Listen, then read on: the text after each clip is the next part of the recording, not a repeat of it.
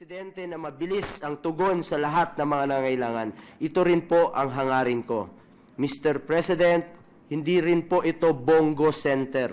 Nagkataon lang po ito na brainchild ko po itong programang ito. Ako lang po ang naatasan ng ating Pangulo para pangunahan ang programang ito. Inuulit ko, hindi akin yan at hindi para sa akin yan. Yan ay para sa lahat ng Pilipino. At hindi ko pa rin po maintindihan sa hinahaba-haba ng panahon at dinadami-dami ng nagmamagaling at nagmamatalino sa gobyerno, hindi man lang nila naisip na kailangan ito ng taong bayan.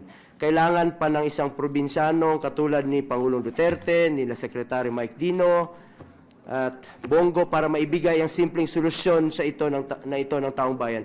Hindi po gaya ng politikong bumabatikos sa malasakit center, wala po tayong balak maging epal.